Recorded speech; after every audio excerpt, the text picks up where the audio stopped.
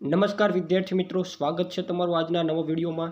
આજે આ વિડીયોમાં આપણે 12 પાસ કર્યા પછી LLBમાં કારકિર્દી બનાવવા માટે શું કરવું પડે તેની સંપૂર્ણ માહિતી આ વિડીયોમાં તમને આપવાની છે।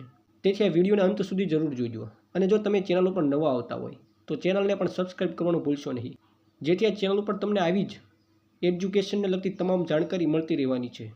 તો ચાલો શરૂ કરીએ વિડીયોને।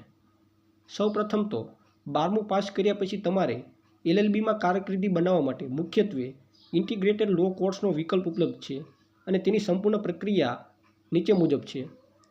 તો સૌથી પહેલાં અભ્યાસક્રમની પસંદગી।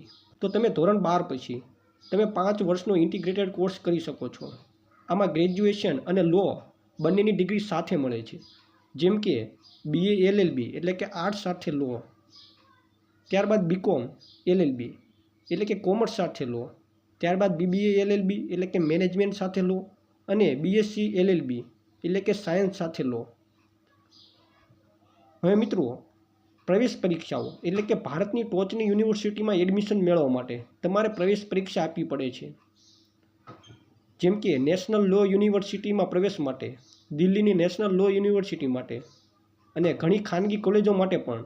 પરંતુ ગુજરાતની યુનિવર્સિટીઓ જેમ કે ગુજરાત યુનિવર્સિટી, MS યુનિવર્સિટી પોતાની રીતે અથવા તો મેરિટના આધારે એડમિશન આપે છે। હવે લાયકાતની વાત કરીએ તો તમારે ધોરણ 12 કોઈપણ પ્રવાહમાં એટલે કે સાયન્સ, કોમર્સ અને આર્ટ્સમાંથી પાસ કરેલું હોવું જોઈએ અને જનરલ કેટેગરી માટે સામાન્ય રીતે 12મા ધોરણમાં ઓછામાં ઓછા 45% હોવા જરૂરી છે, જ્યારે અનામત વર્ગ માટે 40%માં છૂટ મળે છે। એડમિશનની પ્રક્રિયા કેવી રહેશે? તો કે પરીક્ષા આપવાની રહેશે। ઉપર જણાવેલ કોઈપણ એક પ્રવેશ પરીક્ષા આપો, ત્યારબાદ કાઉન્સિલિંગ એટલે કે પરીક્ષાના સ્કોરના આધારે કોલેજ પસંદ કરવાની પ્રક્રિયામાં ભાગ લો અને ડોક્યુમેન્ટ વેરિફિકેશન એટલે કે માર્કશીટ અને અન્ય પ્રમાણપત્રોની તપાસ કરાવી ફી ભરો।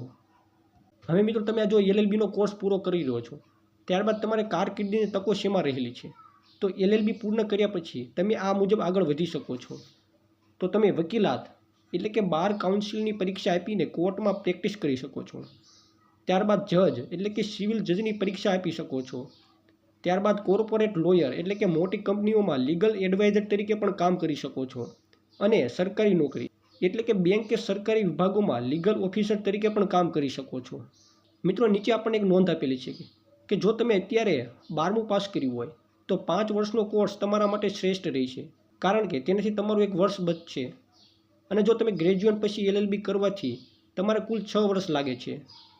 તો મિત્રો, જો તમને આ જાણકારી પસંદ આવી હોય તો વિડીયોને લાઇક કરી દેજો, સાથે વિડીયોને શેર પણ જરૂરથી કરી દેજો, જેથી અન્ય લોકોને પણ આ માહિતી ઉપયોગી બને।